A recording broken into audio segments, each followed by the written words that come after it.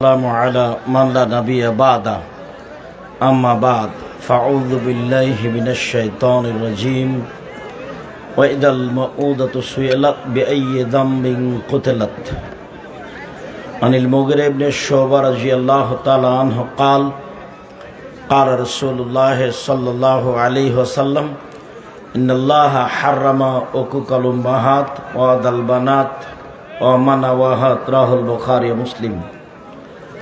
সম্মানিত দিনী ভাই বোন, আজকের সংক্ষিপ্ত আলোচনায় বক্তব্যের বিষয় হলো নারীদের মর্যাদা। নারীদের মর্যাদা নিয়ে আমরা এক গুরুত্বপূর্ণ সংক্ষিপ্ত তথ্যবহল বিবরণের চেষ্টা করব ইনশাআল্লাহ।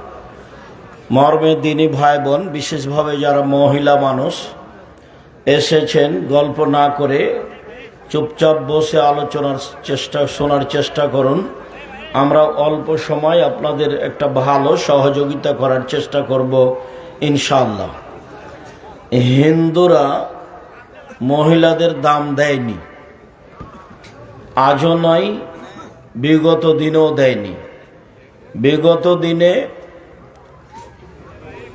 মৃত স্বামীর সাথে আগুনে জ্বলে যেতে হতো, তার নাম ছিল সতীদাহ।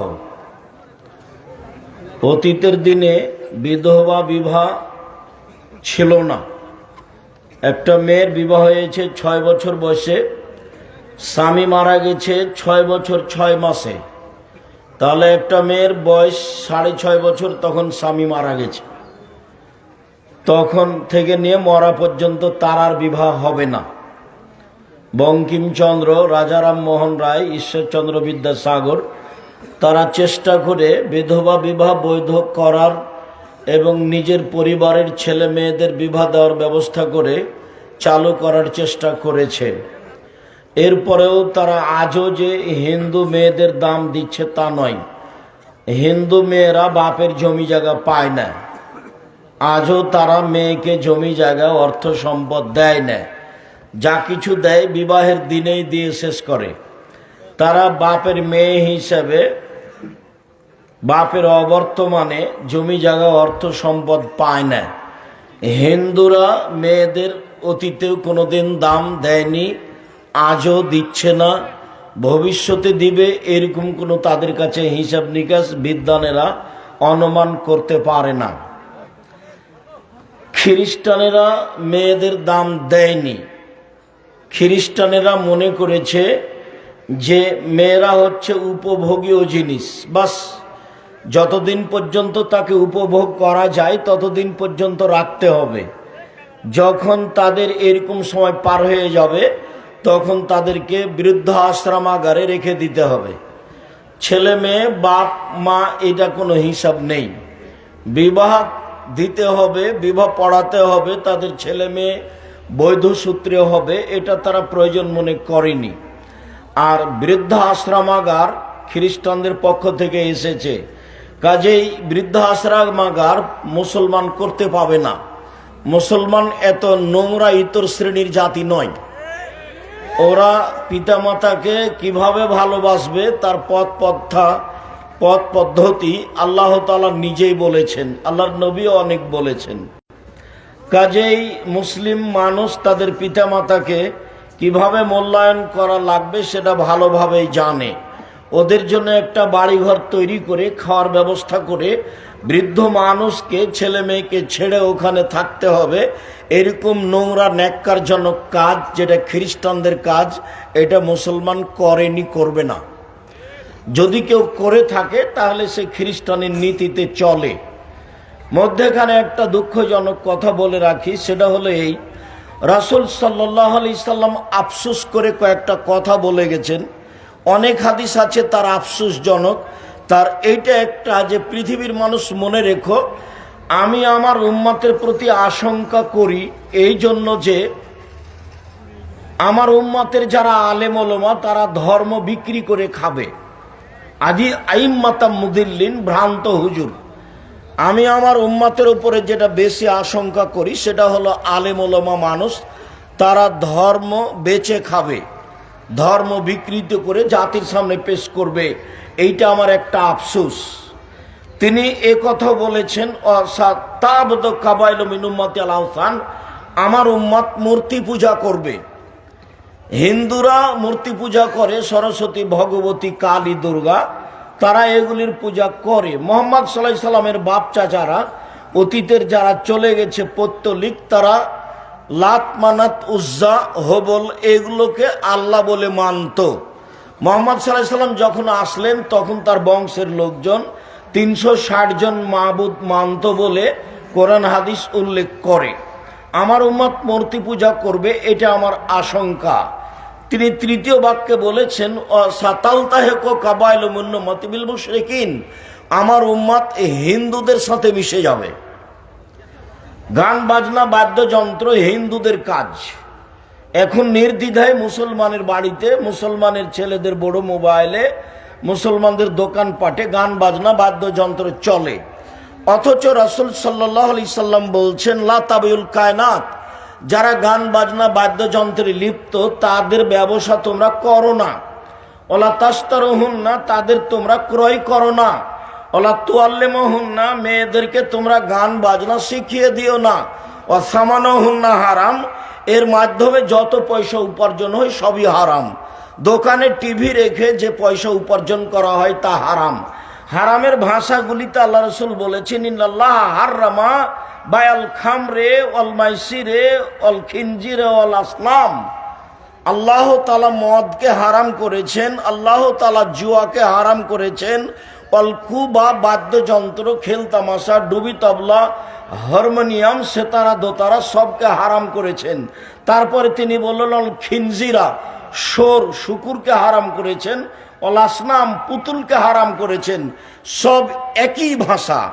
যেই ভাষা দিয়ে মদ হারাম করা আছে, যেই ভাষা দিয়ে জুয়া হারাম করা আছে, যেই ভাষা দিয়ে শুকুর, সোর হারাম করা আছে, সেই ভাষা দিয়ে বাদ্যযন্ত্র, খেলতামাশা, ডুবি তবলা, হারমোনিয়াম, দোতারা, সেতারাকে হারাম করা আছে।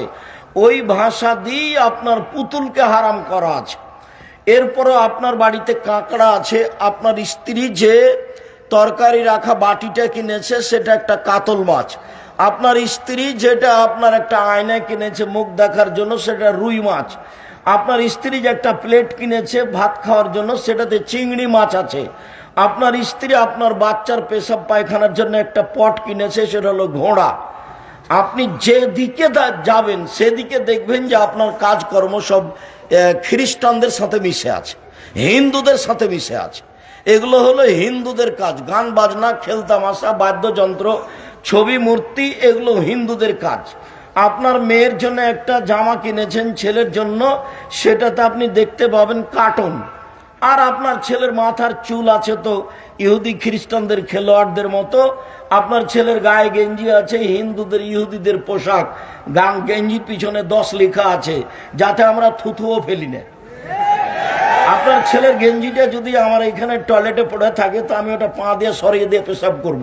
ওই গেঞ্জিটা আমি আব্দুর রাজ্জাক বিন ইউসুফ পেশাবও করি না। আপনি কেমন নোংরা ইতর শ্রেণীর মানুষ! আপনার বিদ্যা বুদ্ধি সব কমে গেছে।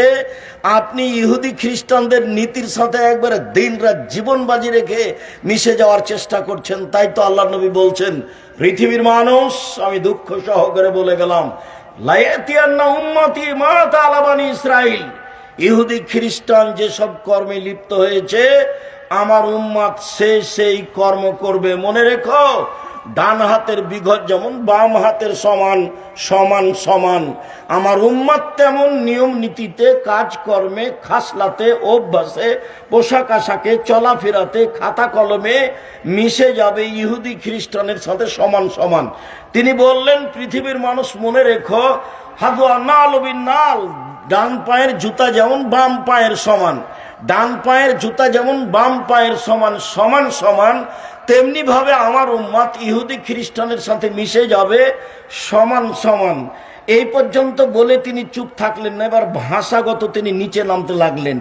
নিচে নামতে নামতে নামতে বলছেন, পৃথিবীর মানুষ মনে রেখো, ইহুদি খ্রিস্টান যদি মায়ের সাথে জেনা করে থাকে তো আমার উম্মত তাদের সাথে মিল দিতে গিয়ে মায়ের সাথে জেনা করবে। হাদিস তো সহি। আপনি বগুড়ার মানুষ, মাথায় টুপি আছে, প্রতি রামাজানে উমরা করেন, হজ করেন। এখন আপনার মেয়ে আপনার সাথে আছে, স্কিন পায়জামা পরে আছে, আপনি হাজি। আপনার লজ্জা হয় না, শরম হয় না? লজ্জা একটা ভাষা আপনি জানেন না? লজ্জা যে একটা শব্দ আপনার, যেটা জানা নাই কেন? রাসূল সাল্লাল্লাহু আলাইহি সাল্লাম বলছেন এইভাবে, আর আল্লাহ বলছেন বুঝেও বুঝে না ওরা, অন্তর আছে বুঝে না, দেখেও দেখে না ওরা, চক্ষু আছে দেখে না, শোনেও শোনে না ওরা, কান আছে শোনে না। উলায়েকা কালানাম, তারা পশু প্রাণীর মতো, তারা গরু ছাগলের মতো, তারা কুকুর শ্রীগালের মতো, বালহমাজাল, বরং তার চেয়ে খারাপ। আপনাকে আমি কুকুর শ্রীগালের চেয়ে খারাপ মনে করি, আর আপনার পরিবারকে, আপনাকে যদি আমি অশিক্ষিত প্রমাণ করতে না পারি, আমি জাতির সামনে বক্তব্য দিব না। যেই টিভিতে ল্যাংটা মেয়ে নাচছে, সেই টিভির সামনে বসে আছেন আপনি, আপনার স্ত্রী, আর আপনার মেয়ে, আপনার ছেলে, আপনার বৌমা, সবাই মিলে বসে আপনি একটা ল্যাংটা মেয়ে দেখেন, তখন আপনি শিক্ষিত? তখন আপনার লজ্জা আছে? তখন আপনি পশু প্রাণীর চেয়ে ভালো, যে না আপনি কুকুর সিরিয়ালের চেয়ে খারাপ? যদি আপনার এতে বিশ্বাস না হয়, মন কষাকষি ভাব হয়, তো একবার আপনি আমার সাথে বসেন, পার্সোনাল, দেখি আপনার অবস্থা কি। আমি 30 বছর থেকে বলছি, আপনাকে যদি আমি মূর্খ প্রমাণ করতে না পারি, আজকে বগুড়ার মাটিতে বক্তব্য চালু করেছি, বন্ধ করে চলে যাবো, আর কোনোদিন জাতির সামনে আসবো না ইনশাল্লাহ। রাসূল সাল্লাল্লাহু আলাইহি সাল্লাম এটা দুঃখ করে বলেছেন, আফসোস করে বলেছেন, ওরা যদি মায়ের সাথে জেনা করে, তো আমার উম্মতের অভ্যাস, খাসলাত, শিষ্টাচার এত খারাপ হবে যে ওদের সাথে মিল দিবে মাথার চুল কাটাতে, ওদের সাথে মিল দিবে দাড়ি চেঁচে ফেলাতে, ওদের সাথে মিল দিবে মেয়েদের নখে নেইল পালিশ দেওয়াতে, বড় করাতে। এটা তো ইহুদি খ্রিস্টানদের পতিতালয়ের মেয়েদের বৈশিষ্ট্য। নখ বড় রাখা, নখে নেইল পালিশ দেওয়া, এটা তো ইহুদি খ্রিস্টানদের পতিতালয়ের মেয়েদের বৈশিষ্ট্য। তো আপনার চোখের সামনে আপনার মেয়ের নখ বড় আছে, আপনি বলেন না কিছু, তখন আপনি শিক্ষিত? আমি যদি বলি আপনি কুকুর শ্রীগালের চেয়ে খারাপ, তা আপনাকে তো আমি 30 বছর থেকে বলছি যে নখে নেইল পালিশ দেওয়া, নখ বড় রাখাটা ইহুদি খ্রিস্টানদের পতিতালয়ের মেয়েদের বৈশিষ্ট্য। এটা আপনার হিসাব হয় না কেন? সব নবীদের বৈশিষ্ট্য ছিল 10টা, সব নবীদের অভ্যাস ছিল 10টা, সব নবীদের খাসলাত, স্বভাব ছিল 10টা। তার একটা হলো নখ কেটে ফেলা। আপনারও বড় আছে, আপনার মেয়েরও বড় আছে। আমার উম্মত ইহুদি খ্রিস্টানদের সাথে মিশে যাবে। খ্রিস্টান মেয়েদের দাম দেয়নি। তারা যখন মেয়েরা যুবতী হয়েছে, তখন তাদের সাথে জেনা আরম্ভ করেছে। যখন তাদেরকে আর ভালো লাগবে না, তখন তাদের সাথে জেনা বন্ধ করে বৃদ্ধ আশ্রম আগারে দিয়ে দিবে। এই হলো নারী। আর ইহুদি বলেছে যে ওরা তো হলো ডাইনি, মহিলা হচ্ছে ডাইনি, ওরা হলো পেতনি, ওরা স্বামীকে খেয়ে নেয়। বগুড়াতে আজও হাজারো গ্রাম আছে যেই গ্রামের মহিলারা বলে যে স্বামীর নাম ধরতে হয় না, নাম ধরলে স্বামী মারা যাবে। এটা হলো ইহুদিদের স্বভাব, এটা হলো ইহুদিদের স্বভাব। ইহুদি বলছে যে ও তো মানুষ নয়, ও তো ডাইনি, ও তো স্বামীকে খায়, ও তো মানুষকে খায়। ও আবার কি? ও কিছুই না, ও কোনো জাতি নয়, ওর 5 পয়সা দাম নয় সমাজে। আপনি আজকে একটা বই কিনে দেখুন, বইয়ের নাম হচ্ছে কেন এই নির্যাতন, কি তার প্রতিকার। বেগম রোকেয়া লিখেছে,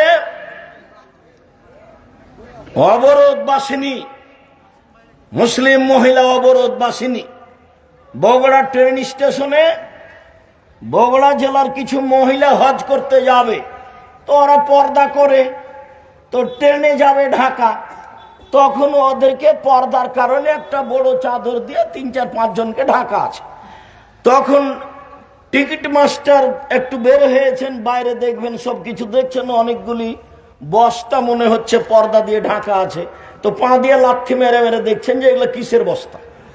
বেগম রোকেয়া লিখছে এভাবে, তাকে নিয়ে আমি নাচিনি, তোমার মতো অশিক্ষিত মানুষ নেচেছে। আমি তো বলেছি আমি কখনো ঠাকুরের গানকে প্রাধান্য দিইনি। ঠাকুর বলেছে, ঠাকুর হলো জাতির শত্রু, ঠাকুর মুসলমানের শত্রু, ঠাকুর ঢাকা বিশ্ববিদ্যালয়ের শত্রু, ঠাকুর বাংলাদেশের শত্রু, ঠাকুর জাতির শত্রু, ঠাকুর হলো খ্রিস্টানদের সবচেয়ে বড় দালাল। মুসলমানেরা বাংলাদেশে বিপদে থাকে ইহুদি খ্রিস্টানের হাতে, আর ঠাকুর লন্ডনে বসবাস করে। এই ঠাকুর বলে, ও কালিমা তোমার আকাশ, ও কালিমা তোমার বাতাস। আমি আজ থেকে 30 বছর পূর্বে বলেছি, তোর বাপের আকাশ। সিলেট কোর্টে 5,000 টাকার মামলা হলো, আমি ঠাকুরের অপমান করেছি। আমি ঠাকুরের অপমান করিনি। ঠাকুর বলেছে, ও কালিমা তোমার আকাশ, ও কালিমা তোমার বাতাস। আমি বলেছি, তোর বাপের আকাশ কালিমা। মুসলমানের বাচ্চারা অশিক্ষিত, ও প্রাধান্য দিতে পারে ঠিক ঠাকুরকে, তার গানকে প্রাধান্য দিতে পারে। আমি আব্দুর রাজ্জাক বিন ইউসুফ, আমার দেহে যতদিন শ্বাস আছে ততদিন ঠাকুরের এই গানের আমি 5 পয়সা দাম দিনে। ও ডেনে যে পেশাব পায়খানা পড়ে আছে তার সামান্য দাম ঠাকুরের গানের আমার কাছে নাই। ঠাকুরের গোটা দেহটাই মুশরিক। ঠাকুর নিজের হিন্দু, ঠাকুরের কলম হিন্দু, ঠাকুরের কর্ম হিন্দু, ঠাকুরের জাতি হিন্দু, ঠাকুরের গান হিন্দু। ঠাকুরের কথা আমার ছেলে মেয়ে পড়বে। 1971 সাল থেকে বাংলাদেশে আজ পর্যন্ত কোন শিক্ষিত মানুষ শিক্ষামন্ত্রী হয়েছে এটা আমার জানা নাই। আমি দীর্ঘদিন থেকে বলে আসছি, খ্রিস্টানের দালাল ঠাকুর, সেই ঠাকুরের গান আমার ছেলে মেয়ে পড়বে, এটা আমি কোনোদিন গ্রহণ করিনি। জাতির যদি রাস্তাঘাট করে দিতে না পারি, জাতির যদি স্কুল কলেজ করে দিতে না পারি, জাতিকে চূড়ান্ত সঠিক ধর্ম দিতে পারবো ইনশাআল্লাহ। ধর্মের ব্যাপারে জাতিকে ফাঁকি দিয়ে পরকাল হারাতে রাজি নই। এইভাবে দিন কাটাতে আমি আব্দুর রাজ্জাক বিন ইউসুফ প্রস্তুত নই। সঠিকটাই জাতির কাছে পেশ করার চেষ্টা করব ইনশাআল্লাহ। মরা বাঁচা আল্লাহর হাতে। বলছিলাম, সম্মানিত দিনী ভাই বোন, ইহুদি মুসলমানদের দাম দেয়নি, খ্রিস্টান দেয়নি, হিন্দু দেয়নি। ইসলাম আসার পূর্বের নাম হচ্ছে জাহেলিয়তের যুগ। জাহেলিয়তের যুগে মেয়েদের দাম দেওয়া হয়নি। জাহেলিয়তের যুগে, বন্যতার যুগে, বর্বরতার যুগে দাম দেওয়া তো হয়নি। সেই যুগে মেয়েদেরকে মাটিতে পুঁতে দেওয়া হতো। মুসা আলাইহিস সালাম যখন ফেরাউনের কাছে গেলেন, গিয়েই মুসা আলাইহিস সালাম ফেরাউনকে বললেন যে বানি ইসরায়েলকে ছেড়ে দেন, স্বাধীনতার দরকার আছে, স্বাধীনভাবে বসবাস করতে চাই। আপনি আমাদেরকে দাস দাসী করে রেখেছেন, আমার বংশের লোকেরা আপনার বাড়ির দাস, আর আমার বংশের মহিলারা আপনার বাড়ির দাসী। আপনি তাদের সাথে জেনা করে সময় করে তাদেরকে আপনি এইভাবে রাখেন যুগ যুগ ধরে। আপনার বয়সে 1500 বছর। তো আমি এসেছি, আপনি বানি ইসরায়েলকে ছেড়ে দেন। আরসেল মানা বানি ইসরাইলা, বানি ইসরায়েলকে আমাদের সাথে ছেড়ে দেন, আপনার অধীনে দাস দাসী হিসেবে রাখতে চায় না। লম্বা বক্তব্যের এক পর্যায়ে মুসা আলাইহিস সালাম যখন এই কথা বললেন, তালা ফেরাউন বলল, আলাম নুরাব্বিকা ফিনা ওয়ালিদা, কি ব্যাপার, তোমাকে আমি শিশুকালে বহুদিন লালন পালন করিনি? ওয়ালা বিস্তাফিনা মিন উমরিকা সিনিনা, তুমি তো আমার কাছে তোমার বয়সের বহু বছর ছিলে, তুমি কি সেই মুসা নও? অফালতা ফালাতাকা আল্লাতী ফালতা, তুমি যা করেছ, তুমি তোমার কর্ম করেছ। এক থাপ্পড়ে তুমি মানুষ মেরেছ। আনতা মিনাল কাফিরিন, তুমি বড় অকৃতজ্ঞ।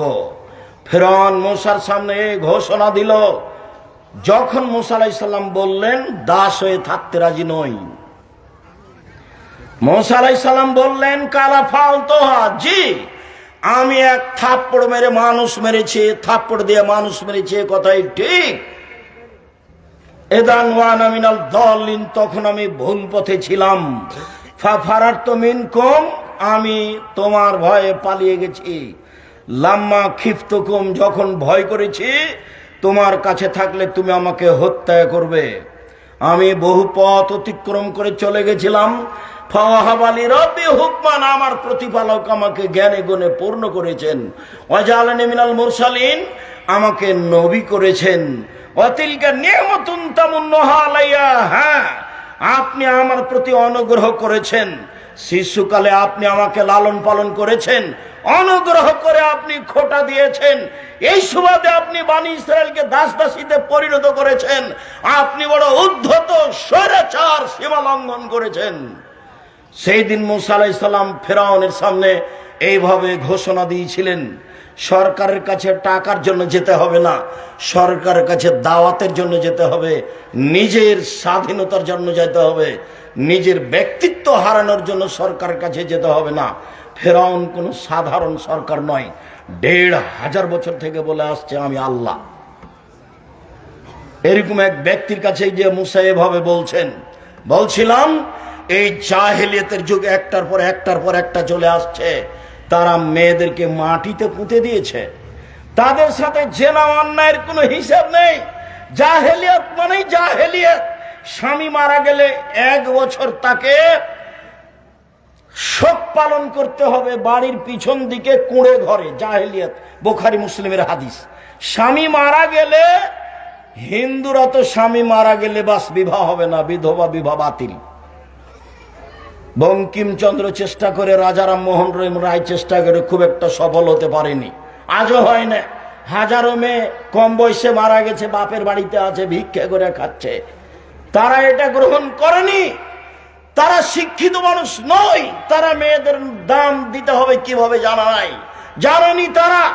জাহেলিয়াতের যুগে স্বামী মারা গেলে 1 বছর বাড়ির পিছন দিকে থাকতে হবে একটা কুঁড়ে ঘরে। তাদেরকে খাবার দেওয়া হতো ওই প্লেটে, যে প্লেটে চুলা থেকে ছাই উঠানো হয়, ওদেরকে খাবার দেওয়া হতো পানির একটা টিনের প্লেট ময়লাযুক্ত। 20 কুষ্ঠ হলে মানুষকে যেভাবে প্লেট বাসন দিয়ে থাকে, সেইভাবে বিধবা নারীকে দেওয়া হতো। 1 বছর পরে তাদের বৈধ হওয়ার জন্য, স্বামী মারা গেছে শোক পালন থেকে পবিত্র হওয়ার জন্য অনেক সমস্যা ছিল। সেই সমস্যাগুলো বুখারীতে উল্লেখ হয়েছে। আপনাকে আমি মুখামুখি বলতে লজ্জা পাচ্ছি, তাই ছেড়ে দিলাম। জাহেলিয়াতের যুগে মেয়েদের দাম দেওয়া হয়নি। মহান আল্লাহ বলেন, অকারনা ফি বুয়ুতিকুন্না ওয়ালা তাবাররাজনা তাবারুজাল জাহিলিয়াতুল উলা। হে মুসলিম মহিলা, তোমরা বাড়িতে থাকো। বর্ণতার যুগে, বর্বরতার যুগে, অসভ্যতার যুগে নারীরা যেভাবে যৌবনকে বিক্রি করে, বর্বরতার পরিচয় দিয়ে রাস্তাঘাটে ঘুরতো, সেভাবে ঘুরো না, তোমাদের মান সম্মান আছে। জাহেলিয়াতকে লক্ষ্য করে আল্লাহ বলছেন, ওয়াইদা বুশরা আহাদুম বিল উনসা দাল্লা ওয়াজহুহু মুসওয়াদ্দান ওয়া হুয়া কাযীম। জাহেলিয়াতের যুগে যদি কোনো মেয়ে জন্ম নিত, তাহলে বাপের মুখ কালো হয়ে যেত, সে বাড়িতে লুকিয়ে থাকতো, দোকানপাটে বাজারে যেত না, মানুষে লজ্জা দিবে সেই জন্য। একটা মেয়ে হওয়াতেই সে চিন্তা করতো আইমসুকা হালাহুনিন, আমি আদুসহফে তো তোরাব, অপমান অবস্থায় মেয়ে বাড়িতে রেখে দিব না মাটিতে পুঁতে দিব? যদি রেখে দিই অপমান সুনিশ্চিত, আর যদি পুঁতে দিই বালাই চলে গেল। তাই তারা নিজে হাতে মেয়েকে মাটিতে পুঁতে দিত। কায়েস ইবনে সাবিত নিজে বলছেন, ওয়াআদতু সামানিয়া বানাতিন লি, আমি আমার 8টা মেয়েকে নিজে হাতে মাটিতে পুঁতে দিয়েছি। আল্লাহ রাসূলের সামনে এসে বিবরণ দিচ্ছেন, এর নাম জাহেলিয়াত। সুন্দর করে গর্ত খুঁড়েছে, গর্ত খুঁড়ে সুন্দর করে মেয়েকে সাজিয়ে নিয়ে গেছে। সাজিয়ে নিয়ে যাওয়ার পরে মেয়েকে বলছে, আম্মু দেখো তো নিচে কি? তখন মেয়ে তো বাপের সাথে আছে, যেমন নিচে দেখতে গেছে তেমন মেয়েকে ধাক্কা দিয়ে গর্তে ফেলে দিয়েছে। আব্দুর রাজ্জাক সাহেব, এটা হয় কি করে? আজও আপনার হবে, এটাই সহজ আপনার জন্য। কি বলেন আপনি? আমরা আজকে মেয়েকে এভাবে মাটিতে পুঁতে দিতে পারবো? হ্যাঁ, অবশ্যই পারবেন। বলি আপনাকে, আপনি আপনার মেয়েকে ঢাকা বিশ্ববিদ্যালয়ে পড়াচ্ছেন, টাকা পয়সা খরচ করছেন, বারবার জিজ্ঞাসা করছেন, আম্মু কেমন আছো, টাকা লাগলে বলিও, তোমার ভাইয়ার কাছে নিও। এভাবে বলতে বলতে হঠাৎ একদিন শুনছে যে আপনার মেয়ে অমুক মদখোরের সাথে চলে গেছে। তখন আপনি বলছেন যে তোকে ত্যায্য পুত্র করলাম, তোকে জবে করব, তোকে যদি পাই তো টুকরা টুকরা করে করতল নদীতে ভাসিয়ে দিব। তো এখনই তো একটু আগে চুমা দিচ্ছিলেন আপনি আর টাকা পাঠাচ্ছিলেন, এখন মেয়ে তো একটাই, যদি দুইটা হয় তাহলে আপনার তো মন দুর্বল হয়ে গেছে। দাদি বলছে, নানি বলছে, কি করবি রে তুই, একটা ডিপিএস স্কুল না একটা গাভী নেই। তো তিনটা যখন মেয়ে হয়েছে তখন দাদি নানি বলছে বউ তালাক দে, এ বউ চলবে না। এইটাই কি জাহেলিয়াত নয়? এটাই জাহেলিয়াত। একটু 19-20 সালে আপনি মেয়েকে ত্যায্যপুত্র করে তাকে জবে করে করত নদীতে ভাসিয়ে দিতে চাচ্ছেন। এটাই ছিল তাদের কাছে সমস্যা। মেয়েরা নিজেরা সম্মান নিতে পারেনি। বেগম রোকেয়া যেভাবে মেয়েদের অপমান করেছে, তাই তো রংপুর জেলার মহিলা আবারও বই লিখলেন, কেন হবো অবরোধবাসিনী। ঠিক সেভাবে মহিলারা নিজে নিজে জাতির কাছ থেকে সম্মান হারিয়ে মাটিতে মিশিয়ে গিয়ে ইহুদি খ্রিস্টানদের নীতিতে পরিণত, ইহুদি খ্রিস্টানদের অপমান গ্রহণ করতে চায়। স্কিন পায়জামা পরে জাতিকে অঙ্গ প্রত্যঙ্গ দেখিয়ে শিক্ষা প্রমাণ করতে চায়। যেটা বন্যতা, যেটা বর্বরতা, যেটা অসভ্যতা, যেটা কুকুর শ্রীগালের চরিত্র, সেটাই পছন্দ করে আপনার কারণে। আপনি বাপ হওয়াটাই অভিশাপ। আপনার মতো বাপকে আমি কোনোদিন বাপ বলে স্বীকৃতি দিইনি। আমি বলেছি আপনি চাচা, বলেছি আপনি সৎ বাপ। আমি এ কথা খুব ভালোভাবে জানি যে আপনি সত্যই বাপ, এটা আমি খুব ভালোভাবে জানি। আপনি সত্যই বাপ, কিন্তু আপনার স্বভাবের কারণে, আপনার দুশ্চরিত্রের কারণে, আপনার শিক্ষার অভাবের কারণে, আপনার বোকামির কারণে আপনি আপনার মেয়েকে এইভাবে ধ্বংস করেছেন। তাই তো রাসূল সাল্লাল্লাহু আলাইহি সাল্লাম বলেছেন, 3 শ্রেণীর মানুষ কখনো জান্নাতে যাবে না। এক, আর রাজরাত মিনান নিসায়ে, পুরুষের বেশধারী নারী, যারা পুরুষের জুতা স্যান্ডেল পরে, যারা পুরুষের শার্ট প্যান্ট পরে, যারা পুরুষের পোশাক পরে, তারা জান্নাতে যাবে না। ও দায়ুস, আর আপনি যাবেন না। আপনি যে ওই মেয়ের বাপ, যে মেয়ে পোশাক পরে সেই মেয়ের পিতা আপনি, যার কারণে আপনি যাবেন না। এই কথা মুহাম্মদ সাল্লাল্লাহু আলাইহি সাল্লাম বলেন। মুগীরা ইবনে শুবা রাদিয়াল্লাহু তাআলা আনহু বলেন, আল্লাহর নবী বলছেন, আল্লাহ তাআলা হারাম করেছেন এক, উকুকাল উম্মাহাত, মায়ের অবাধ্য চলা হারাম। ঘুম থেকে উঠে দেখে মনে হচ্ছে মায়ের মতো বড় শত্রু আর কেউ নেই। টিসটা দেখি, মায়ের মতো বড় শত্রু আর কেউ নেই। মাটির ওপরে সবচেয়ে খারাপ মানুষ হলো মা, এটাই মনে হচ্ছে। আল্লাহর নবী বলছেন সবচেয়ে বড় হারাম হচ্ছে মায়ের অবাধ্য চলা। 2, মানাওয়াহাতিন, কৃপণতা অবলম্বন করা। 3, ওয়াদুল বানাত, মেয়েকে মাটিতে পুঁতে দেওয়া। মেয়েকে মাটিতে পুঁতে দেওয়া হতো, তার নাম জাহেলিয়াত। জাহেলিয়াতকে উপেক্ষা করে আল্লাহর নবী যা বললেন, আল্লাহর নবী যা করলেন, লম্বা আলোচনার সংক্ষিপ্ত আপাতত এখানে শুরু করি। আল্লাহর নবী যা বললেন এটা আগে বলি, তারপর আল্লাহর নবী যা করলেন এটা পরে বলি।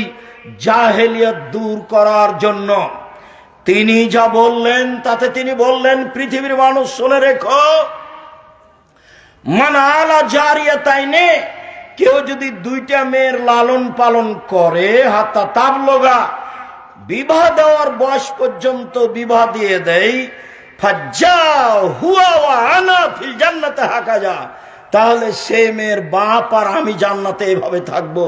আঙ্গুল দুটি জমা করে দেখালেন। মনে রাখা ভালো হবে, আল্লাহর নবীর সাথে থাকা জান্নাতে অতীব কঠিন কাজ। একজন সাহাবী সন্ধ্যা রাতে আল্লাহ রাসূলের সামনে একটা মেশক আর পানি নিয়ে যে দিলেন, আল্লাহ রাসূল খুশি হয়ে গেলেন। বেশ ভালো তো, তুমি বুদ্ধি রাখো, তুমি সালমা শেতা, তুমি আমার কাছে কিছু চাও, যা চাইবে তোমার মন চাই সেটাই চাও। তখন সাহাবী বলছেন, আসআলুকা মুরাফাকাতাকা ফিল জান্নাত, জান্নাতে আপনার সাথে থাকতে চাই। তখন আল্লাহ রাসূল বলছেন, না না না না, এটা নয়, এটা নয়, এটা নয়, অন্যটা অন্যটা অন্যটা বলো। তখন সাহাবী বলছেন, হোয়া যাকা, এটাই চাই। তখন আল্লাহ রাসূল বলছেন, আইনি বিকাসরাতি সুজুদ, তাহলে আমাকে তাহাজ্জুদ পড়ে সহযোগিতা করো। রাতে তাহাজ্জুদ না পড়ে আমার সাথে জান্নাতে থাকা যাবে না। নিয়মিত রাতে তাহাজ্জুদ পড়ে জান্নাতে রাবির সাথে থাকা যায়, এ ব্যাপারে তিনি বলেছেন। তিনি বলেন, 2টা মেয়ের যদি কেউ লালন পালন করে তাহলে আমি আর সেই পিতায় একসাথে জান্নাতে এইভাবে থাকব।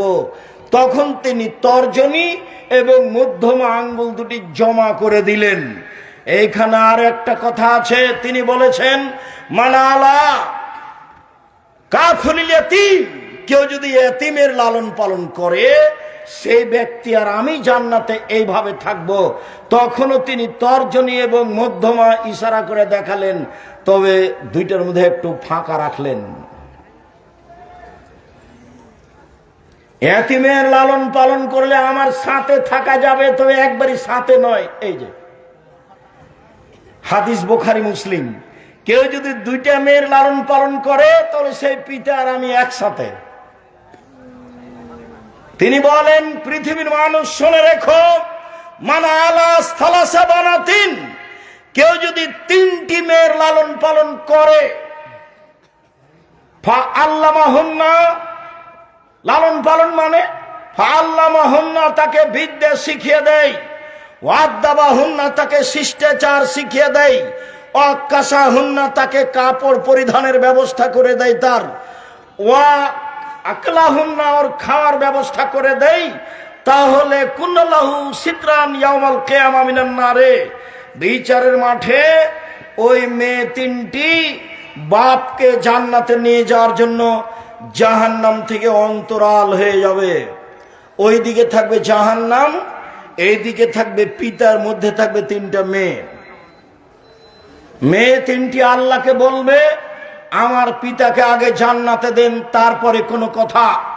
একবারে শক্তভাবে বেঁকে বসবে, যতক্ষণ পর্যন্ত তিনটি মেয়ের পিতা জান্নাতে যাবে না ততক্ষণ পর্যন্ত মেয়ে তিনটি সেখান থেকে সরে যাবে না, অন্তরাল হয়ে আছে। ওদিকে আছে জাহান্নাম, এদিকে আছে পিতার, মধ্যে আছে মেয়েরা। 10টা ছেলে লালন পালন করলে 1 পয়সা লাভ হবে, এই কথা মুহাম্মদ সাল্লাল্লাহু আলাইহি ওয়াসাল্লাম বলেননি। তো ছেলেকে পড়াবেন, শিক্ষা দিবেন কেন? জন্ম দিয়েছেন এই জন্য। যদি শিক্ষা না দেন, এখন যা পাপ করবে সব আপনার, যা পাপ করবে সব আপনার। ছেলে বলছে যে আমার বয়স 30-35 বছর, তবু আমার বাপ বিবাহ দেয় না, তখন আমি নিরুপায় হয়ে জেনার সাথে থাকি। যত জেনা আছে সব পাপ আপনার। যত মোবাইলে ল্যাংটা মেয়ে দেখে আপনার ছেলে চক্ষু ঠান্ডা করছে, কলিজা ঠান্ডা করছে, মন ঠান্ডা করছে, সব পাপ আপনার। আল্লাহ রাসূল বলছেন পৃথিবীর মানুষ শুনে রেখো, আমার উম্মতের উপরে আমি আশঙ্কা করে গেলাম গোপন পাপের। মোবাইলে মানুষ এইভাবে গোপন পাপ করবে, এটা রাসূল সাল্লাল্লাহু আলাইহি ওয়াসাল্লাম জানতেন না, তবে তিনি বলে যাচ্ছেন আমার উম্মত গোপন পাপে লিপ্ত হবে, এটা আমার আশঙ্কা। বাপ ওই ঘরে ল্যাংটা মেয়ে দেখছে, মা এই ঘরে ল্যাংটা মেয়ে দেখছে, তুমি এই ঘরে ল্যাংটা মেয়ে দেখছো, তোমার বোন ওই ঘরে মেয়ে ল্যাংটা মেয়ে দেখছে, এক বাড়িতে সব ঘরে ঘরে সব ল্যাংটা মেয়ে ব্যস্ত, সবাই ব্যস্ত। আর তোমার বাপ বৃদ্ধ হয়ে গেছে, সেটা একটু বলি, তোমার বাপ তাহাজ্জুদ পড়তে উঠে আব্দুর রাজ্জাক সাহেব চাপ দিয়েছে, তখন রাত 3টায় উঠেছে, সুন্দর করে অজু করেছে, অজু করার পরে বলছে আচ্ছা একটু টিভিতে কি আছে দেখি তো। যেমন টিভি চালু করেছে, বিশাল আকৃতিতে ল্যাংটা মেয়ে চলে এসেছে, কোথায় যে তাহাজ্জুদ গেল। এই চরিত্র তোমার বাপের, এই চরিত্র তোমার। দোকানে বসে বসে তোমার বাপ ঘন্টার ঘন্টা সময় কাটায়, এশার সালাত আদায় করতে গিয়ে মাথায় টুপি পড়ে মাথায় দিয়ে দোকানে বসে থাকে, দোকানে ল্যাংটা মেয়ে নাচে। তোমার বাপ এখন বলুক যে আমি ভালো মানুষ। আল্লাহর নবী এশার সালাতের পরে কথা বলাকে ঘৃণা করতেন, আল্লাহর নবী এশার সালাতের পূর্বে ঘুমিয়ে যাওয়াকে ঘৃণা করতেন। হাদিস বুখারী মুসলিম। আমি বলেছি বাড়িতে প্রেসিডেন্ট আইয়ুবের মতো করে মার্শাল জারি করে রাখতে হবে, কারফিউ, রাত 10টার পরে কেউ এখানে জেগে থাকতে পাবে না। এই বাড়িতে রাত 10টার পরে কথা বলা নিষিদ্ধ, পড়াশোনা ব্যতীত, এটা ঘোষণা থাকবে বাড়িতে। তাহলে 10টায় ঘুমিয়ে গেছে 5 ঘন্টা, তাহলে কতটা বাজলো? 3টায় আপনি উঠে যান, আপনার ছেলে উঠে যাবে, নিজ নিজ ঘরে 2 রাকাত সালাত আদায় করে আল্লাহকে বলবে যে তুমি আমাকে এদেশের সবচেয়ে বড় শিক্ষিত করে দাও, তার তো রহমতের অভাব নেই। তুমি আমাকে বগুড়া শহরে একটা জমির ব্যবস্থা করে দাও, তুমি আমার এই ভ্যানটা ভেঙে গেছে, একটা নতুন ভ্যানের ব্যবস্থা করে দাও। যা বলতে চাই এখনই বলতে হবে, এটাই সময়। জীবনে কিছু করতে না পারলে অন্তত এই সময়ে কিছু বলেন। 4টা কাজ মনে রাখবেন: 1 5 ওয়াক্ত সালাত, 2 হালাল রুজি, 3 কোরআন তেলাওয়াত, 4 আড্ডা পিটা জীবনের জন্য হারাম, চিরদিনের জন্য হারাম। 2 জন যেখানে বসে আছে সেখানে বসবেন না। যদিও আজকে আব্দুর রহিমের বক্তব্যের পরে আমাদের বক্তব্য চলে না, তারপরেও আমি যেহেতু এসেছি, কেমনে ফিরে যাই এটা একটা কেমন কেমন লাগে, তাই আমি আপনাদের সামনে দাঁড়িয়ে আছি। নাহলে আমিও চাচ্ছিলাম যে যা হয়েছে হয়েছে, সালাম দিয়ে চলে যাই। আব্দুল্লাহ কি বলেছে আমি তখন শুনিনি।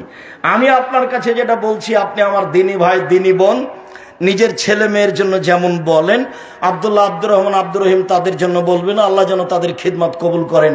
বলছিলাম সম্মানিত দিনী ভাই বোন, রাসূল সাল্লাল্লাহু আলাইহি সাল্লাম বলেন, পৃথিবীর মানুষ শোনা রেখো, মান কানা লাহু সালাসা বানাত, কারো যদি 3টা মেয়ে থাকে, ফাআল্লামাহুন্না, তাকে বিদ্যা শিখিয়ে দেয়, ওয়াদ্দাবাহুন্না, শিষ্টাচার শিখিয়ে দেয়, ফালাহুল জান্নাহ, সে জান্নাতে যাবেই। এটা আল্লাহ রসুল মুখে বলেছেন। মেয়েদের দাম আল্লাহ রসুল নিজে মুখে দিচ্ছেন। জাহেলিয়াতকে উপেক্ষা করে আপনি দেখুন, আমি শিষ্টাচার বলতেই যে হাদিসটা অহরহ বলে থাকি সেটা একটু শুনিয়ে রাখে। ছাড়াই বসো, একটু থামো, বিরক্ত হচ্ছ কেন? আমি তো তোমার জন্য এসেছি কষ্ট করে। আমি কয়েক মিনিট পরই কথা শেষ করব ইনশাআল্লাহ। তুমি একটু ধৈর্যের পরিচয় দিবা, দয়া করে কোনো কাজ দেখায় না এখন। আর এত দীর্ঘ সময় অপেক্ষা করছি আমি তোমার জন্যই। সম্মানিত দিনী ভাই বোন, জাবের রাদিয়াল্লাহু তাআলা আনহু বলছেন, রাসূলের সাথে যুদ্ধ করে আসছিলাম, যুদ্ধে আমিও শরীক হয়েছিলাম রাসূলের সাথে। মদিনায় ঢুকবো, আল্লাহ রাসূল বললেন, এখানে সবাই থামো, থাকো, সকালে বাড়ি যাব। আমি জাবের বললাম, আল্লাহর নবী, আমি নতুন বিবাহ করেছি, এই ছেলেরা তোমরা যারা দাওয়ায়ে আল্লাহর জন্য আদায় করতে চাচ্ছিলে, 1 মিনিট দাওয়ায়ে আল্লাহ। আমি 1 মিনিট, এই ছেলে শোনো, আমি মসজিদ বাসা থেকে বের হয়ে মসজিদের দিকে যাই রাজশাহীতে, তো দেখি গাড়ির গায়ে লেখা আছে দাওয়ায়ে আল্লাহ। তো আমি বুঝতে পারিনি, আচ্ছা দাওয়ায়ে আল্লাহ কি জিনিস। তো কয়েকদিন দেখার পরে একদিন বলছে আব্বু, আব্দুল্লাহকে, আব্বু আর দাওয়ায়ে আল্লাহ এটা কি? তখন আমাকে বলছে, আব্বু আপনাকে তো আমি প্রায় 30 বছর যাবৎ দাওয়াত দিতে দেখলাম, আর আমিও দেশ বিদেশ মোটামুটি ভালোই ঘুরলাম, তাতে দেখছি যে আমরা হচ্ছি ইহুদি খ্রিস্টানদের দাস দাসী, নইলে আমরা যারা বাংলাদেশি ইঞ্জিনিয়ার তারা হলাম পদ্মা সেতুর লেবার, আর ওরা হলো পরিচালক, টাকা আমাদের, সবকিছু ওদের। তো নিজেকে দাস দাসী থেকে মুক্ত করতে হলে কোরআন সুন্দর করে শিক্ষার এবং আকীদা সুন্দর করে সংশোধনের বিকল্প পথ নেই। তাই আমি চিন্তা করলাম, একবারে সারা বাংলাদেশ জুড়ে, টেকনাফ থেকে তেঁতুলিয়া, আমি সারা বাংলাদেশ জুড়ে মক্তব পরিচালনা করব। সে উদ্দেশ্যে জামিয়া সালাফের একটা শাখার নাম দিয়েছি দাওয়ায়ে আল্লাহ। আল্লাহর পথে দাওয়াত, মসজিদ ভিত্তিক শিক্ষা কার্যক্রম, দাওয়াতি কার্যক্রম মসজিদ ভিত্তিক চলবে। আপাতত 450 মসজিদ চালু আছে জামিয়া সালাফের পক্ষ থেকে। সাথে সাথে সারা দেশ থেকে মসজিদের ইমামেরা ফ্রি যাবে, ফ্রি খাবে, ফ্রি আসবে, ফ্রি বই পাবে আব্দুল্লাহর লেখা এই সিলেবাসের উপরে। এটা চালু করেছে। আপনি প্রশিক্ষণে যাবেন, খুব উচ্চমানের শিক্ষক রাখা আছে প্রশিক্ষণের জন্য, অনেক টাকা বেতন দিয়ে। আপনি ফ্রি যাবেন, ফ্রি থাকবেন, ফ্রি আসবেন। একমাত্র আপনার মসজিদে আকীদা, আদর্শ, কোরআন শিক্ষা কার্যক্রম বাস্তবায়ন করার জন্য জামিয়া সালাফের পক্ষ থেকে এটা একটা বড় পদক্ষেপ। আল ইতিসাম পত্রিকা 12 জন মুফতি দিয়ে দেখা হয়, 50টা প্রশ্নের উত্তর আছে। আপাতত এই দেশে এই মানের কোনো পত্রিকা নেই। আর জামিয়া সালাফের একটা বড় শাখা আল অনলাইন ইতিসাম টিভি, যেটা জামিয়া সালাফের, সেটা তো সব সময় বলি সবচেয়ে বড় প্রতিষ্ঠান বাংলাদেশে। শিক্ষা মানে, শিক্ষক গণে, আয়াতনে বাংলাদেশে জামিয়া সালাফের সবচেয়ে বড় প্রতিষ্ঠান। আয়াতনে রূপগঞ্জ, নারায়ণগঞ্জ প্রায় 100 বিঘা জমির উপরে, জামিয়া সালাফিয়া ডাঙ্গিপাড়া প্রায় 40 বিঘা জমির উপরে। মেয়ে শাখা আপনার এতে তানোরে 60 থেকে 77 বিঘা জমির উপরে, দিনাজপুরে যেটা প্রায় 20 বিঘা জমির উপরে, আয়তনে সবচেয়ে বড়, শিক্ষক সংখ্যায় 300 জন শিক্ষক শিক্ষিকা জামিয়া সালাফায়, শিক্ষক গুণে ইন্ডিয়ান শিক্ষক, সৌদি শিক্ষক, বাংলাদেশি শিক্ষক, দামি দামি শিক্ষক, মানে তাদের বেতন লাগে 2024 পর্যন্ত 32 লক্ষ। 2025 এসে কত লাগবে তা আমার কাছে হিসাব এখনো আসেনি। এটাই হচ্ছে আপনাদের জামিয়া সালাফিয়া, এইটাকে আপনি মনে রাখবেন। শুনুন, রাসূল সাল্লাল্লাহু আলাইহি ওয়াসাল্লাম এবার জাহেলিয়াতকে লাথি মেরে মেয়েদের মর্যাদা দিতে গিয়ে বলছেন, পৃথিবীর মানুষ শুনে রেখো, ইন্নাল ইয়াহুদা কানু ইয়াজাহাজু ফীহিম, যখন ইহুদিদের মধ্যে কোন মেয়ে ঋতুবতী হতো তখন তারা তাদেরকে বাড়ির পিছনে রেখে আসতো। ছি ছি ছি ছি ছি, ও পচে গেছে, ওর সাথে কথা বলা হবে না, ও যেন বিছানায় হাত না লাগায়, ও যেন ভাতের পাতিলে হাত না লাগায়, তাকে পিছনে রেখে দিয়েছে। সাহাবীগণ বলেন, আল্লাহর নবী, এই যে মহিলারা ঋতুবতী হলে ইহুদিরা এরকম করছে, তো আপনি কি বলছেন? তখন আল্লাহ রাসূল বলছেন, ইসনাউ কুল্লা শাইইন ইল্লা নিকাহ, ঋতুবতী মহিলার সাথে স্ত্রী মিলন ব্যতীত যা কিছু তোমার শান্তি তৃপ্তির জন্য তাই করো। ঋতুবতী হয়েছে তাতে কি হবে? তোমার বিছানে থাকবে, তোমার সাথে থাকবে, তোমার সাথে কথা বলবে, তোমার সাথে মান সম্মান ভোগ করবে, তোমার সাথে খাবে, তোমার সাথে চলবে, যে কোনো প্রয়োজনে তোমার সাথে থাকবে। হাদিস বুখারী মুসলিম। এই ঘোষণা যখন আল্লাহর নবী দিলেন তখন ইহুদিরা বলল, মাইরিদু হাজার রাজুল আইয়াদানা ফি আমরিনা কুল্লা শাইইন ইলা ইউখালিফানা ফি। আরে কেমন মানুষ গো মোহাম্মদ, কত খারাপ মানুষ, শুধুমাত্র আমাদের বিরোধিতা করা তার কাজ। সব জাতীয় আমাদের বিরোধিতা করে, এমনকি ঋতুবতী নারী হলেও সে আমাদের বিরোধিতা করে। সে এই ঘোষণা দিয়েছে। আয়েশা রাদিয়াল্লাহু তাআলা আনহা বলেন, ইন্নী কুনতু ইকতাসালতু মান নবী সাল্লাল্লাহু আলাইহি সাল্লাম মিন ইনাইন ওয়াহিদুন কালানা জুনুবুন, আমি এবং আল্লাহর নবী অপবিত্র অবস্থায় এক পাত্র থেকে পানি নিয়ে গোসল করতাম। এই কথা বলার পরে তিনি বলছেন, ফামারানি, তিনি আমাকে আদেশ করতেন, আত্তাজেরা, আমি ঋতু অবস্থায় স্ত্রী অঙ্গে একটি অতিরিক্ত কাপড় ব্যবহার করব, ফায়ুবাশিরুনি, তারপর তিনি আমার শরীরের সাথে শরীর মিশিয়ে থাকতেন। ইউবাসের মানে আমার শরীরের মাঝে আর রাসূলের শরীরের মাঝে কোনো কাপড় থাকতো না।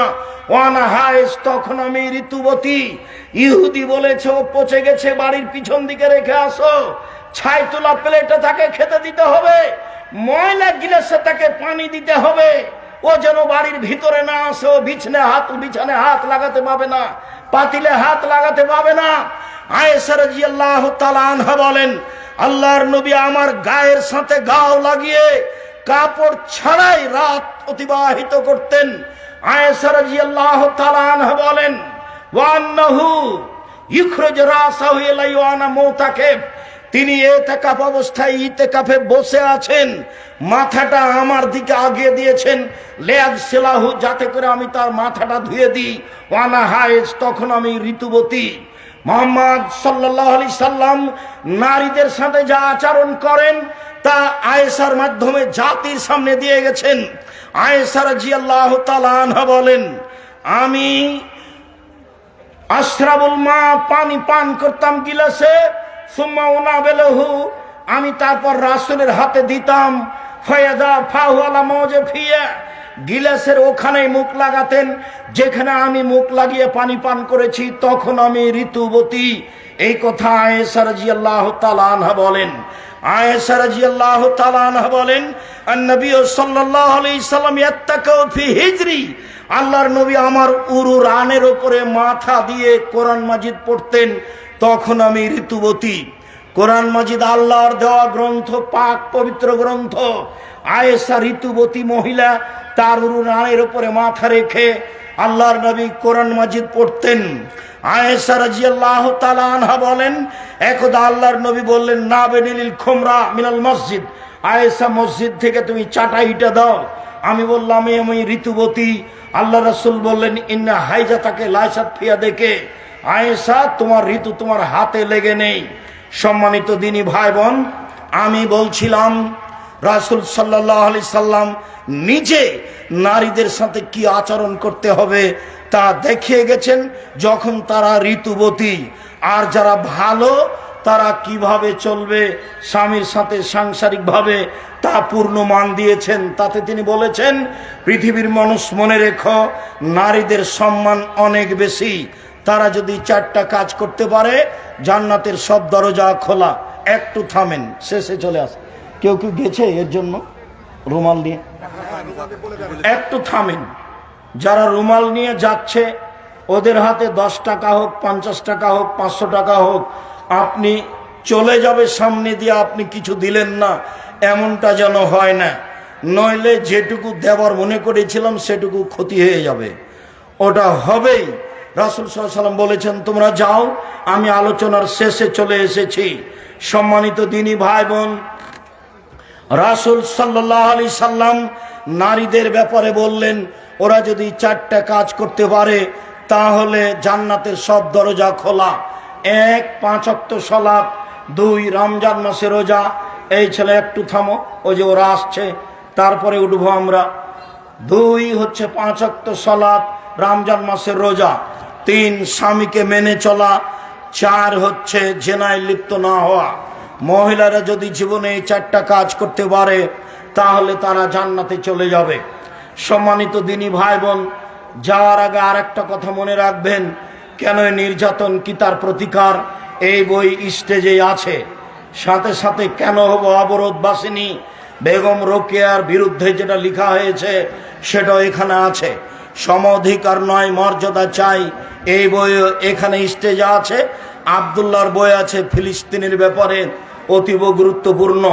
বুখারীর ব্যতিক্রম ব্যাখ্যা সেটাও আছে। আমি খাকসার সাধারণ মানুষ যা লিখেছি তাও আছে দোয়ার উপরে, এবং উপদেশ, আজকের যে আলোচনা করছিলাম এটা উপদেশ বইয়ে আছে। সকল দিনী ভাই বোনকে আমি আমাদের আজকের আলোচনা মেনে চলার অনুরোধ জানিয়ে আর দায়ের আল্লাহকে সম্ভবপর যতটুকু সম্ভব হয় সহযোগিতা করার অনুরোধ জানিয়ে কয়েকটি প্রশ্নের উত্তরে চলে গেলাম।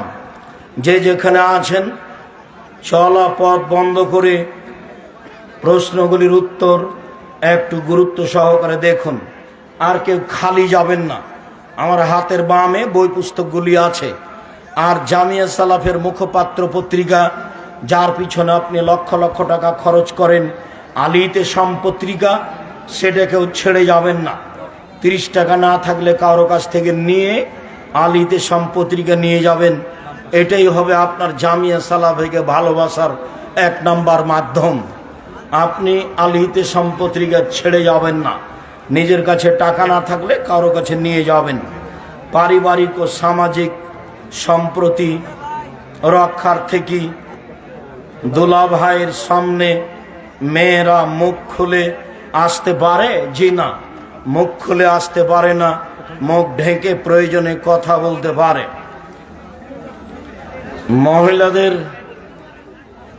মহিলাদের জামাত, আমি একজন সরকারি চাকরিজীবী। প্রতি বছর শেষে ব্যাংকে আমার টাকা না থাকা সত্ত্বেও 5-6 সুদ আসে। আমি তাহলে এই টাকার কি করব? যা আসে তা নিয়ে ছেলে মেয়েকে বলে রাখতে হবে, অসহায় পুরুষ নারীকে দিয়ে দিতে হবে, খাওয়া হারাম।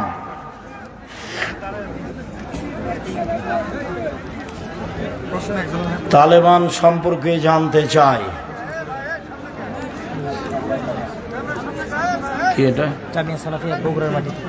বগুড়ার মাটিতে জামিয়া সালাফের প্রতিষ্ঠান করার কোনো পরিকল্পনা আছে? এখানে পাশে কোথায় একটা জমি এক লোক দান করেছে, ইনশাল্লাহ সেখানে এই বছরে শুরু হবে বলে ভাবছি, দেখি কখন শুরু হয় ইনশাআল্লাহ। আমরা পরিবারের অমতে প্রেম করে বিবাহ করি। বিয়ের 3 বছর পর আমাদের পরিবার মেনে নেই, আমরা পরবর্তীতে আর বিবাহ করি নাই। তোমার আব্বার উচিত 2 জন সাক্ষী নিয়ে পুনরায় বিবাহ পড়ানো। 2 জন সাক্ষী নিয়ে যতদিন পর্যন্ত তোমার বাপ বিবাহ না পড়াবে ততদিন পর্যন্ত তোমাদের জেনা হবে। 10 ছেলের মা হলেও এটাই ঠিক। আমার প্রশ্নটা হচ্ছে, ব্যাংকে চাকরি করা হারাম, এর সত্যতা আমি অকপটে স্বীকার করি, কিন্তু যদি এটা সত্যি হয়ে থাকে তাহলে এখানে টাকা জামানত বা ব্যাংকে রাখা, জি, ব্যাংকে চাকরি করা আর টাকা ব্যাংকে রাখা দুটো এক নয়। খুশিতে মাসে মাসে টাকা উঠাবেন ব্যাংক থেকে, লোন নিয়ে বাড়ি করবেন, আর নিরুপায় হয়ে টাকা ব্যাংকে রাখবে সুদমুক্ত অবস্থায়, দুটো এক কি করে আপনি ভাবলেন? নামাজের ভিতর যদি এক আয়াত থেকে অন্য আয়াতে চলে যাই তাহলে কি নামাজ হবে? জি হবে, কোনো সমস্যা নেই, এবং তাতে সহসিজদা দিতে হবে না। দেখিও কি লেখা আছে। আমরা রড মিস্ত্রি কাজ করি, কাজ শেষে কিছু 60 রড বাঁচে, ওগুলো মহাজনকে না বলে বিক্রি করি। এটা আমানতের খেয়ানতা, হারাম। এটা না বলে বিক্রি করা যাবে না। হারাম টাকা হালাল কোনো ব্যবসায় বিনিয়োগ করলে সেখান থেকে উপার্জিত। হারাম টাকা হালাল কোনো ব্যবসায়, জি না, হারাম টাকা দিয়ে হালাল ব্যবসা করা যায় না। হারাম টাকা দিয়ে হালাল ব্যবসা করা যাবে না। স্বামী মারা গেলে স্ত্রী নাকফুল পরতে পাবে না, এটা হিন্দুদের নীতি। স্ত্রীর ওই সময়ে নাকে কানে পরনে যা আছে তাই থাকবে, খুলতে পাবে না। নতুন পরতে পাবে না 4 মাস 10 দিন, নতুন পরতে পাবে না 4 মাস 10 দিন, খুলে দিতে হবে, হিন্দুদের নীতি। ছোট বাচ্চাদের কালো টিপ পরানো যাবে কি? কোনো রহস্য থাকলে শিরক হবে। রহস্য যদি না থাকে, দেখতে ভালো লাগে, তাহলে কালো টিপ দেওয়া যায়। নামাজ ছেলে মেয়ে আলাদা কি না? জি না, ছেলে মেয়ের নামাজে কোনো পার্থক্য নেই, একেবারেই পার্থক্য নেই। এতটুক যে মেয়ে এমাম হলে লাইনেই থাকবে, মহিলা মানুষ এমামে ভুল হলে হাতের উপরে তালি মেরে ভুল সংশোধন করবে। সলাতের নিয়ম কানুনে পুরুষ নারীর কোনো পার্থক্য নেই।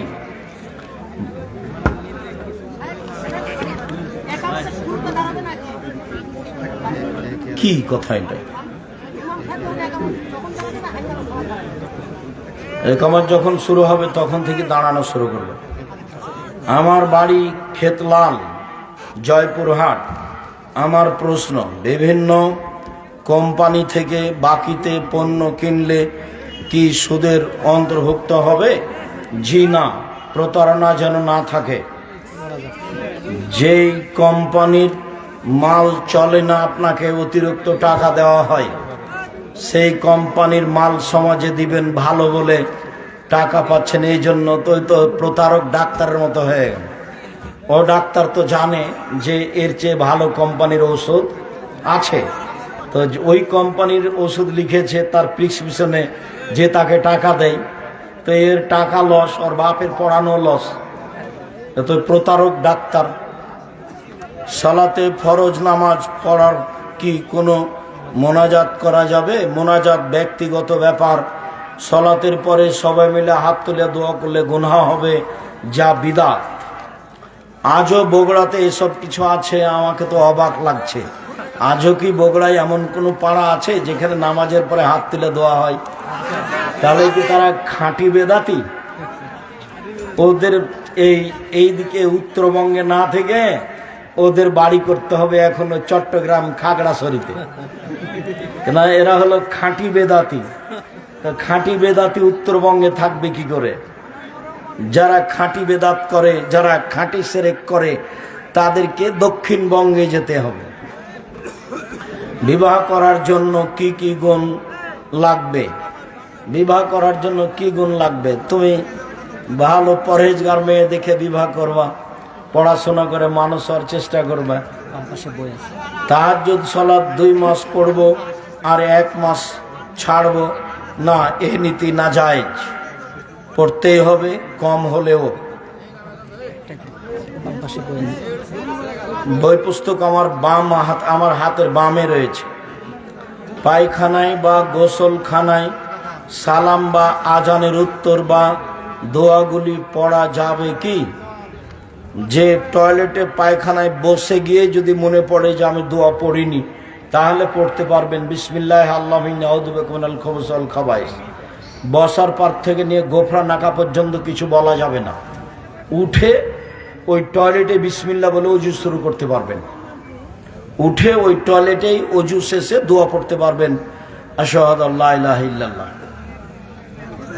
মোবাইলে কল দিলে গান বাজে,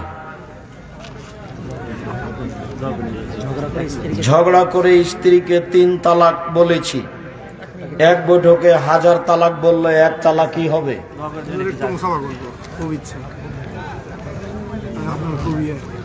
আমরাও চলে এসেছি কাছে, দেও কিছু যে একটু পড়ে দেখো। মামার সাথে ভাগ্নির বিবাহ কি জায়েজ? মামার সাথে ভাগ্নির বিবাহ হারাম, চিরদিনের জন্য হারাম। যদি চাচাতো ভাগ্নি হয় কোনো সমস্যা নেই, মানে চাচাতো বোনের মেয়ে।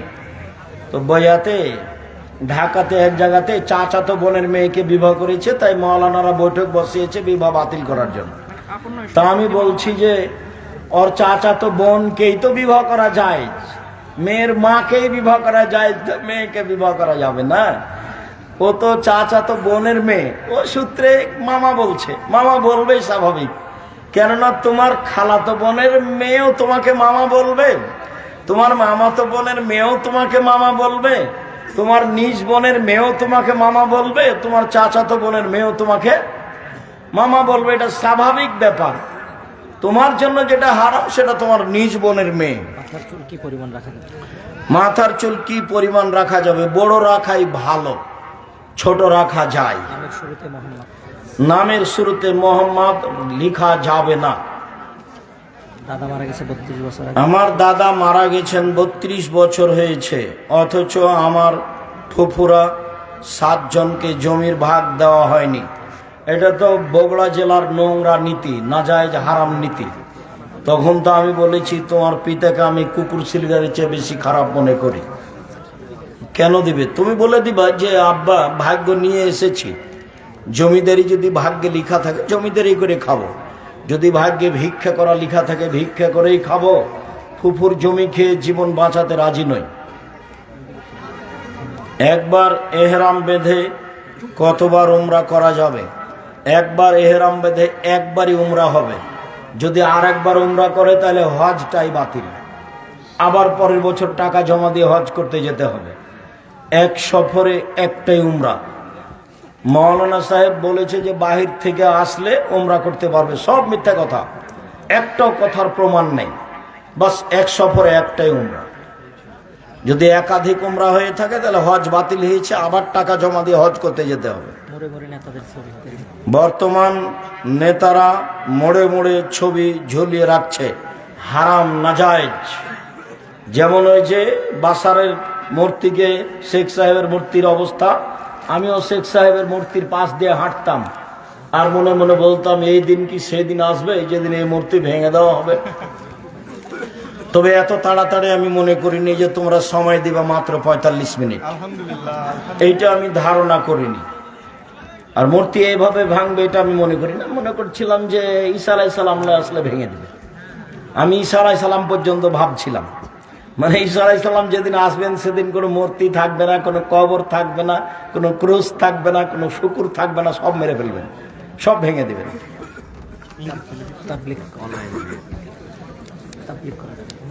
তাবলিগ করা যাবে না যাবে? তাবলিগের প্রচার মাধ্যম প্রায় 60% মিথ্যা। তাবলিগ তো জরুরি, তবে মিথ্যাটা জায়েজ নয়। আর বাড়ি ছেড়ে যেতে হবে 3 মাস, সেটা তো হতে পারে না। 3 মাস আপনি বউ বেটিকে কাকে দিয়ে যাবেন? এ কোন কথা আছে? আল্লাহর নবী বলছেন যে পাহারা দিতে হবে ছেলে মেয়েকে, পাহারা। তা আপনি পাহারা বাদ দিয়ে চলে গেলেন 3 চিল্লায় লন্ডন। ধর্ম এরকম নয়।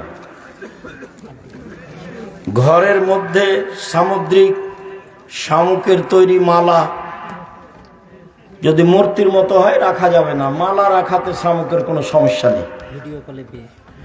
অনলাইনে বিয়ে পড়ানো কি জায়েজ?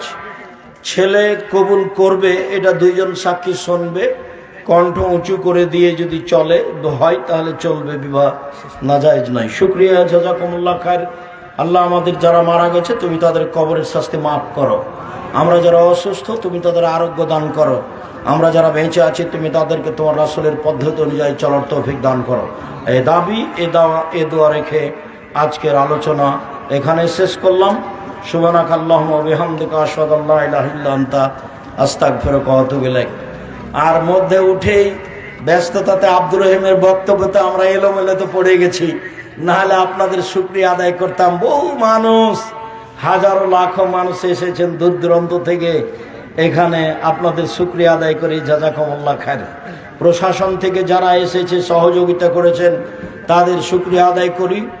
যারা এলাকাবাসী, ছাত্র, শিক্ষক, গ্রামের ছেলেরা সহযোগিতা করেছে তাদের শুকরিয়া আদায় করি, জাযাহুল্লাহ খায়র। যারা তোমরা এসেছো, আপনারা এসেছেন দূর দূরান্ত থেকে, আপনাদের শুকরিয়া আদায় করি, জাযাকুমুল্লাহ খায়র। আপনারা শ্রম দিয়ে এসে, পয়সা খরচ করে এসে প্রোগ্রামটাকে খুব ভালোভাবে সফল করার চেষ্টা করেছেন। আমি আন্তরিকভাবে আপনাদের উপরে খুশি হয়েছি। আল্লাহ আপনাদের জাযায়ে খায়র দান করুক, আল্লাহুম্মা আমিন। যারা মাধ্যম হিসাবে সহযোগিতা করেছে তাদেরকে আল্লাহ জাযায়ে খায়র দান করুক। আর যারা মিডিয়া আছো তোমরা তোমাদের স্বভাব পরিবর্তন করো। সামান্য সামান্য ছোট অংশ লিখে ছেড়ে দাও তোমার পরিচিতির জন্য। একটা ছোট বাক্য লিখে দিয়েছো, বাক্য কারো বিরুদ্ধে চলে যাচ্ছে, তখন সেটা তোমার কি হবে? 10 টাকা ইনকাম করতে গিয়ে মানুষের মান সম্মানের ক্ষতি করো না। আর ফেসবুক তোমার হাইকোর্ট, জজ কোর্ট নয়। এটা ভুল তোমাদের কর্ম, এতে তোমাদের রুজিতে আমলে বরকত উঠে যাবে, খুব সাবধান থাকিও। মানুষকে খাটো করতে হবে না। মানুষ যদি তোমার প্রিয় মানুষ আব্দুল্লাহকে ধুয়ে ছেড়ে দেয় তবু লাগবে না। তুমি আব্দুল্লাহকে খুব ভালোবেসে, এটা আমিও বুঝি, তোমার জন্য দোয়া করি, তোমার ভালোবাসা আরো কবুল করুক। ওই পথে যেতে হবে না। যে ধুয়ে ছেড়ে দিচ্ছে ওকে আল্লাহ ধুয়ে ছেড়ে দিবে। ও দেখবে যে কোথায় নিচে নেমে চলে গেছে, মানুষই ডাকে না। ও যদি মাঠে বক্তব্য দিতে আসে তো দেখবে যে 200-250 মানুষ, 550 মানুষ, খালি মুখের দাপট। ওগুলো তো আর চিরদিন আল্লাহ গ্রহণ করবেন না। তোমরা ধৈর্যের পরিচয় দিবা, তোমরা কারো পিছনে পড়বে না। আল্লাহ তোমাদের রুজিতে, কর্মে দান, বরকত দান করুক। আর এইটাকে, তোমাদের এই কাজটাকে দিন প্রচারের মাধ্যম হিসাবে গ্রহণ করবা। আল্লাহ তোমাদের কবুল করুক, আল্লাহুম্মা আমিন। সুবহানাকা আল্লাহুম্মা ওয়া বিহামদিকা আশহাদু আল্লা ইলাহা ইল্লা আনতা আস্তাগফিরুকা ওয়া আতুবু ইলাইক। আসসালামু আলাইকুম ওয়া রাহমাতুল্লাহ।